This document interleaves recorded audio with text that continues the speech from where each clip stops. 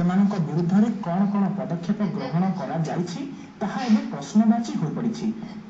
ଏହି ସ୍ଥାନରେ ଥିବା ନୋ ପାର୍କିଂ ସାଇନ୍ ବୋର୍ଡ ଲାଗିଥିଲେ ମଧ୍ୟ ନିୟମକୁ ଜଳାଞ୍ଜଳି ଦେଇଥାନ୍ତି ଅନେକେ। ଏଥିରୁ ବାଦ୍ ପଡ଼ିନାହାନ୍ତି ସରକାରୀ ବିଭାଗ। ନୋ ପାର୍କିଂ ସ୍ଥାନରେ ଦେଖିବାକୁ ମିଳିଥିଲା ସମନ୍ୱିତ ଶିଶୁ ବିକାଶ ବିଭାଗର ଗାଡ଼ିକୁ। ସରକାରୀ ଗାଡ଼ି, ତାଙ୍କୁ କିଏ ବା କ'ଣ କହିବ?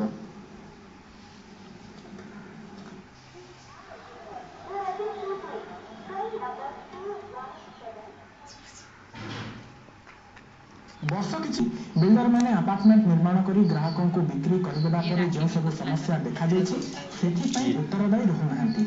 ଫଳରେ ସମସ୍ୟାରେ ପଡ଼ୁଛି ବିଚରା ଗ୍ରାହକଟିଏ। କେଉଁଠି ପାର୍କିଂ ନାହିଁ ତ କେଉଁଠି ପାଣି ନାହିଁ, ପୁଣି କେଉଁଠି ସୁରକ୍ଷା ବ୍ୟବସ୍ଥା ପ୍ରଶ୍ନବାଚୀ ହୋଇଛି। ଏପରି ଟାୱାର ନିର୍ମାଣ ପାଇଁ ପୂର୍ବରୁ ହାଇଡ୍ରୋଲୋଜିଷ୍ଟମାନେ ଅନୁମତି ଦେଇଥିଲେ। ବର୍ତ୍ତମାନ ଜନସ୍ୱାସ୍ଥ୍ୟ ବିଭାଗ ପକ୍ଷରୁ ଜଳର ଭିତ୍ତିଭୂମିକୁ ଦେଖିବା ପରେ ଅନୁମତି ଦେଉଥିବା ବିଷୟ ବିଡିଏ ଅଧ୍ୟକ୍ଷ ଶରତ ରଞ୍ଜନ ପଟ୍ଟନାୟକ ୟୁଟିଭିକୁ କହିଛନ୍ତି। ଏଥିପାଇଁ ବିଲ୍ଡିଂ ପରମିଶନ କମିଟି ଅଛି ଏବଂ ଏହି କମିଟିକୁ ରାଜ୍ୟ ସରକାର ସ୍ୱୀକୃତି ଦେଇଛନ୍ତି। ସହର ମଧ୍ୟରେ ରହିଛି ପ୍ରାୟ 10ଟି ଆପାର୍ଟମେଣ୍ଟ ସହ ଅନେକ ବଡ଼ ବଡ଼ କୋଠା। ଖଲିକୋଟ କଲେଜ ଛକ, କମାପଲ୍ଲୀ ଛକ, ସେଲଟେକ୍ସ ଛକ, ଗାନ୍ଧୀନଗର, ଗଜପତି ନଗର, ନୂଆ ବସଷ୍ଟାଣ୍ଡ ନିକଟ, ଆରଡିସିଙ୍କ ବାସଭବନ ନିକଟସ୍ଥ ପ୍ରମୁଖ ସ୍ଥାନରେ ରହିଛି ବଡ଼ ବଡ଼ କୋଠା ଏବଂ ଆପାର୍ଟମେଣ୍ଟ।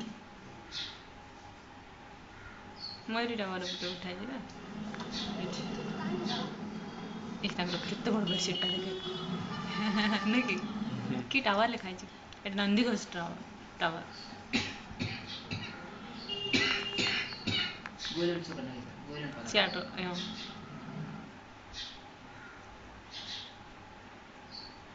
ଯେତିକ ଆପାର୍ଟମେଣ୍ଟ ତିଆରି ପାଇଁ ପରମିଶନ ବିଡିଏ ଦେଉଛି ତା ପାଇଁ ଗୋଟେ ବିଲ୍ଡିଂ ପରମିଶନ କମିଟି ଗଢ଼ା ହେଇଛି। ସେଟା ଗଭର୍ଣ୍ଣମେଣ୍ଟଙ୍କ ତରଫରୁ ସେଟା ଆପ୍ରୁଭାଲ ହେଇକି ଆସିଛି।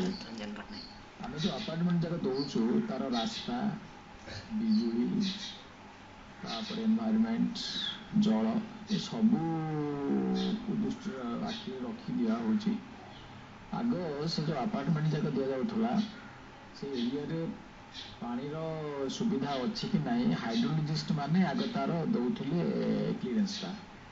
ପରବର୍ତ୍ତୀ ସମୟରେ ବିଲ୍ଡିଂ ପରମିଶନ କମିଟି ଚେଞ୍ଜ କରି କନସର୍ଣ୍ଣ PhD ଏକ୍ଜିକ୍ୟୁଟିଭ ଇଞ୍ଜିନିୟର ଯେ ଜନସ୍ୱାସ୍ଥ୍ୟ ବିଭାଗରେ ସିଏ ଆଜିକାଲି ପରମିଶନ ଦେଉଛନ୍ତି ଯେ ସେ ଏରିଆରେ ଜଳ ଅଛି କି ନାହିଁ, ଯଦି ବୋରୱେଲ୍ ଖୋଳାଯାଏ ଜଳ ମିଳିବ କି ନାହିଁ, ତାଙ୍କରି ଭର୍ସନ ଉପରେ ଆମେ ପରମିଶନ ଦେଉଛୁ। ଏନଭାୟରମେଣ୍ଟ ମଧ୍ୟ ସେ ଟାଇପର, ରାସ୍ତା ମଧ୍ୟ ସେ ଟାଇପର, ବିଜୁଳି ବତି ମଧ୍ୟ ସେ ଏରିଆ ଟ୍ରାନ୍ସଫର୍ମର ଅଛି କି ନାହିଁ, ପାୱାର ଲାଇନ୍ ଯାଇଛି କି ନାହିଁ, ଏସବୁକୁ ଆଖି ଆଗରେ ରଖି ଆମେ ଦେଉଛୁ। କିନ୍ତୁ କାଳକ୍ରମେ ଯେତେବେଳେ ଆପାର୍ଟମେଣ୍ଟ ତିଆରି ହେଇଯାଉଛି, ଲୋକ ରହୁଛନ୍ତି, କିଛି ବର୍ଷ ରହିଲା ପରେ ଗ୍ରାଉଣ୍ଡ ୱାଟରର ଲେଭେଲ କମିଯିବାରୁ ବୋରୱେଲ୍ ଫେଲୁଅର ହେଇଯାଉଛି।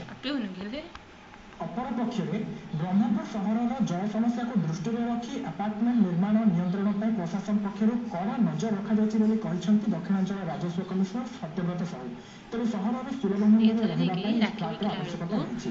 ସେଥିପ୍ରତି ଗୁରୁତ୍ୱ ଦେବା ସହ ପାଣି ସମସ୍ୟାର ସମାଧାନ ପାଇଁ ଘାଟକେଶ୍ୱର ଛେଳିଗଡ଼ ଜଳ ପ୍ରକଳ୍ପ, ଦକ୍ଷିଣପୁର ଘାଇର ପୁନରୁଦ୍ଧାର ସହିତ ସବୁ ପ୍ରକାର ବ୍ୟବସ୍ଥା ଗ୍ରହଣ କରାଯାଇଛି ବୋଲି ଶ୍ରୀ ସାହୁ ୟୁଟିଭିକୁ କହିଛନ୍ତି। ତାପରେ ନିର୍ମାଣ ଯେପରି ସେଥିପ୍ରତି ଦୃଷ୍ଟି ଦିଆଯାଉଛି ବୋଲି ମଧ୍ୟ ସେ ସୂଚନା ଦେଇଛନ୍ତି। ଟିଭିଟା ପୁଛାଏନି କେତେ ଧୂଳି ହେଇକି ବିଡିଏଠୁ ସୂଚନା ପାଇଛୁ ମାତ୍ର 4ଟି ଆପାର୍ଟମେଣ୍ଟର ପରମିଶନ ଦିଆଯାଇଛି। ସେଇଟା କରାଯାଇଛି ଯେଉଁ କମିଟିରେ ଆମର BDA, executive engineer, fire officer ଏବଂ ଇଲେକ୍ଟ୍ରିସିଟିର ଯେଉଁ ଡିପାର୍ଟମେଣ୍ଟର ଅଫିସର୍ସ ମାନେ ଅଛନ୍ତି ସାଉଥକର ସମସ୍ତେ ରହିକିରି ଏବଂ ଜିଓଲୋଜିଷ୍ଟ ମଧ୍ୟ ଜଣେ ରହୁଛନ୍ତି ଗ୍ରାଉଣ୍ଡ ୱାଟର ଡିପାର୍ଟମେଣ୍ଟର। ଏମାନେ ସମସ୍ତେ ରହିକରି ତାକୁ ତନଖି କରୁଛନ୍ତି, ଯାଞ୍ଚ କରୁଛନ୍ତି ଏବଂ ଯେଉଁଠି ୱାଟର ଟେବୁଲ ଠିକ୍ ଅଛି ଏବଂ ଗ୍ରାଉଣ୍ଡ ୱାଟର ପୋଟେନ୍ସିଆଲ ରହିଛି, ଯେଉଁଠି ବୋରିଂ କରିକି ଆପାର୍ଟମେଣ୍ଟକୁ ପାଣି ଦିଆଯାଇପାରିବ ସେଠି ସେମାନେ ଦେଉଛନ୍ତି। ଏଇଟା ଆଗରୁ ବହୁତ ବହୁଳ ଭାବରେ ସେମାନେ ଦେଉଥିଲେ। ବିଭିନ୍ନ ଜାଗାରେ ଯେଉଁ ସମସ୍ୟା ଦେଖାଯାଇଛି ସମାଧାନ କରିବା ପାଇଁ ବ୍ରହ୍ମପୁର ସହରକୁ ଆମେ ପାଣିର ଯୋଗାଣ ପାଇଁ ମଧ୍ୟ ବ୍ୟବସ୍ଥା କରାଯାଉଛି। ପାଖ ଯେଉଁ ଦକ୍ଷିଣପୁର ଘାଇ ଯେଉଁ ଅଛି ସେ ଯେଉଁ ରିଜର୍ଭର ସେଠି ମଧ୍ୟ ତାକୁ ଅପଗ୍ରେଡ୍ କରାଯାଉଛି। ଭବିଷ୍ୟତରେ ଯୋଜନା ଅଛି ମଧ୍ୟ ଆମର ଘଟକେଶ୍ୱର ମିଡିୟମ ଇରିଗେସନ ପ୍ରୋଜେକ୍ଟ ମଧ୍ୟ ପାଣି ଆସିବ।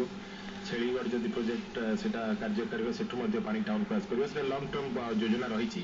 କିନ୍ତୁ ସର୍ଟ ଟର୍ମରେ ଆମକୁ ୱାଟର ଟେବୁଲକୁ ରିଚାର୍ଜ କରିବାକୁ ପଡ଼ିବ, ରେନ୍ ୱାଟର ହାର୍ଭେଷ୍ଟିଂ ଉପରେ ଦୃଷ୍ଟି ଦେବାକୁ ପଡ଼ିବ ଏବଂ ଯେଉଁ ଆପାର୍ଟମେଣ୍ଟ କିମ୍ବା ଘର ବିଭିନ୍ନ ସ୍ଥାନରେ ଯେଉଁ ସେମାନେ କରୁଛନ୍ତି ତାକୁ କଣ୍ଟ୍ରୋଲ ବିକ୍ରି କରିବାକୁ ପଡ଼ିବ। ଲାଷ୍ଟ ଇୟର ଆମେ ନିର୍ଦ୍ଦେଶ ଦେଇଥିଲୁ ପ୍ରଶାସନ ତରଫରୁ, ମୁଁ ନିଜେ ଦେଇଥିଲି ଏବଂ ତାପରେ ବିଡ଼ିଓ ତରଫରୁ ଆକୁ ସ୍କ୍ରୁଟିନି କରି କରାଯାଉଛି। ଯଦି କୌଣସି ଜାଗାରେ ଏଭଳିଆ କରାଯାଇଛି ବୋଲି ଦୃଷ୍ଟିକୁ ଆସୁଛି ଜନସାଧାରଣ, ତ ଆମ ନଜରକୁ ଆଣନ୍ତୁ। ସହରର ମଧ୍ୟସ୍ଥଳରେ ଥିବା ଶ୍ରୀ ଟାୱାରର ଜଳ ସମସ୍ୟା ଏକ ମୁଖ୍ୟ ସମସ୍ୟା ହୋଇପଡ଼ିଛି। 114ଟି ପରିବାର 600 ଜଣଙ୍କୁ ନିତ୍ୟ ବ୍ୟବହାର ପାଇଁ 1 ଲକ୍ଷ ଲିଟର ପାଣିର ଆବଶ୍ୟକତା ରହିଥିବା ବେଳେ ମାତ୍ର 30,000 ଲିଟର ପାଣି ଉପଲବ୍ଧ ହେଉଛି।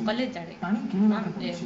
ଶହ ଶହ ନାଗରିକ ରହୁଥିବା ଏହି ଆପାର୍ଟମେଣ୍ଟ ଗୁଡ଼ିକର ପାଣି ସମସ୍ୟା ଗୁଡ଼ିକ ସହ ଡ୍ରେନେଜ ବ୍ୟବସ୍ଥା, ପାର୍କିଂର ସୁବ୍ୟବସ୍ଥା, ଫାୟାର ସୁବ୍ୟବସ୍ଥା ଓ ପରିମଳ ବ୍ୟବସ୍ଥା କଥା ବୁଝିବାକୁ ସରକାରୀ କଳରେ ବ୍ୟବସ୍ଥା ନାହିଁ କି ବୋଲି ଶ୍ରୀ ଟାୱାର ଆପାର୍ଟମେଣ୍ଟରେ ରହୁଥିବା ବସନ୍ତ ମଞ୍ଜରୀ ମହାନ୍ତି ୟୁଟିଭିକୁ ପ୍ରଶ୍ନ କରିଛନ୍ତି। ଜଳ ସମସ୍ୟା ଯୋଗୁଁ ଘରକୁ ବନ୍ଧୁବାନ୍ଧବ ସମ୍ପର୍କୀୟ ଆସିଲେ ଅପମାନ ବୋଧ କରୁଥିବା କ୍ଷୋଭର ସହ କହିଛନ୍ତି ଟାୱାର ଆପାର୍ଟମେଣ୍ଟରେ ରହୁଥିବା ଜେ ରାଜେଶ୍ୱରୀ। ୟୁଟିଭିକୁ ପଚାରିଲେ କ'ଣ ହବ? ୟୁଟିଭି ବାଲା କହିଥିଲା ରହିବାକୁ।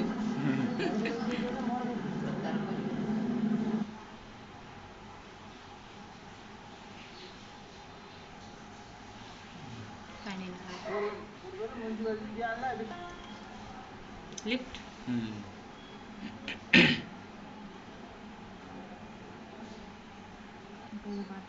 ପାଣି ସମସ୍ୟା ପାଇଁକା ସବୁ ଲୋକ ମୋତେ ଇଲେକ୍ଟ କଲେ, କାରଣ ଗଲା 2 ବର୍ଷ ହେଲା ଆମେ 15 ମିନିଟ୍ ଟୋଟାଲ ପାଣି ପାଉଛୁ। ଅସୁବିଧା ପାଣିର ସମସ୍ୟା ଥିଲା ଯେ ଆପଣ କଳ୍ପନା କରିପାରିବେନି। ପାଣି ଆମର ମାସକୁ ଦିନକୁ 1500 ଟଙ୍କାର ପାଣି କିଣା ହେଉଥିଲା, 40-45 ଟଙ୍କାର ପାଣି ମାସକୁ କିଣା ହେଉଥିଲା।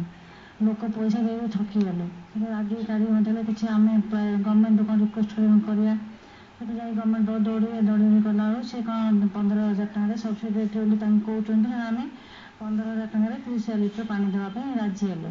ସିଏ କ'ଣ ପୁଣି ଅତି 4 ମାସ ପରେ ଫେର ସେଟା ବନ୍ଦ କରିଦେଉଛନ୍ତି। ଫେର ତାଙ୍କ ସାଙ୍ଗେ ଯାଇ ସଂଘର୍ଷ କର। ଆମେ ଗୋଟେ 2.5 ଲକ୍ଷ ଟଙ୍କା ଖର୍ଚ୍ଚ କରି ଗୋଟେ ପାଇପ୍ ଲାଇନ୍ ପକେଇଲୁ, କଲେକ୍ଟର ଅର୍ଡ଼ର ଦେଲେ ପାଣି କ'ଣ ବନ୍ଦୋବସ୍ତ କରୁଛ, 2.5 ଲକ୍ଷ କରି ତୁମେ ନିଜ ପଇସାରେ କର। ଆମେ 2.5 ଲକ୍ଷ ଟଙ୍କା ଖର୍ଚ୍ଚ କରିକି ଆଜ୍ଞା ସେ ଯେଉଁ ଅଛି ଯେଉଁ ପାଇପ୍ଟା ନାହିଁ ଏଠି ଉତ୍କଳ ରୋଡ଼ରେ, ସେଇଠି ଆମେ ଦେଲୁ ଲାଇନ୍ ପକେଇଲୁ। ସେଇଟା ଗୋଟେ ଭଙ୍ଗା ବୋରୱେଲ୍କୁ ସେମାନେ ଆମକୁ ଯୋଡ଼ିଦେଲେ, ସେଇଟା କିଛି ପାଣି ଆସୁନି, ସେ ପଇସା ବି ୱେଷ୍ଟ ଗଲା। ଏଇଟା ଯେଉଁ ପାଣି ଦେଇଛନ୍ତି ଟ୍ରକ୍, ସେ ଅଧିଦିନ ଦେଉନାହାନ୍ତି, ଦେଉଛନ୍ତି। ହେଲେ ଏବେ 2 ମାସ ହେଲା ଆମକୁ ଏତେ ହଇରାଣ କଲେ ଯେ ପୁଣି ତୁମେ RDC ପାଖକୁ ଯାଇକି ସବୁ କରିକି ବର୍ତ୍ତମାନ କହୁଛନ୍ତି ଦେବେ ବୋଲି, ପଇସା ବନ୍ଧା ହେଇଛି। ଆମର ଏଇଠି ଶ୍ରୀ ଟାୱାରରେ ସବୁ ଭଲ, ଆମର ସମସ୍ତଙ୍କ ସାଙ୍ଗରେ ସମ୍ପର୍କ ଭଲ ଅଛି, ସବୁ ପ୍ରକାର ସୁବିଧା, ସିକ୍ୟୁରିଟି ମଧ୍ୟ ଭଲ, କିନ୍ତୁ ପାଣିର ସମସ୍ୟା ଆମକୁ ବହୁତ ఇక్కడ నీళ్ళ సమస్య ఎక్కువ. పొద్దున్న లేస్తే ఉండవు ఒక్కొక్క రోజు లేచి చేయడానికి ఎంత కష్టం. ఎవరు బంధువులు వచ్చినా భయం, ఏ కార్యం చేస్తారన్నా భయం. ଭୂଷଣୀ ନୂଆଗାଁଠାରେ ଥିବା ଖଲିକୋଟ କଲେଜିଏଟ୍ ଉଚ୍ଚ ବିଦ୍ୟାଳୟର ବାର୍ଷିକ ପୁରସ୍କାର ବିତରଣ ଉତ୍ସବ ଶୁକ୍ରବାର ଦିନ ପ୍ରଧାନ ଶିକ୍ଷକ ବାଳକୃଷ୍ଣ ତ୍ରିପାଠୀଙ୍କ ଅଧ୍ୟକ୍ଷତାରେ ଅନୁଷ୍ଠିତ ହୋଇଯାଇଛି।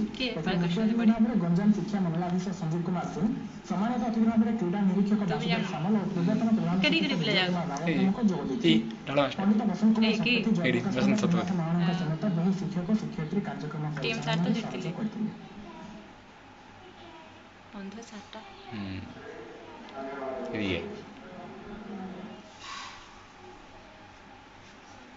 ଗୋପାଳପୁର ସାଇବାବା ସାହିର ସତ୍ୟନାରାୟଣ ରଣାଙ୍କ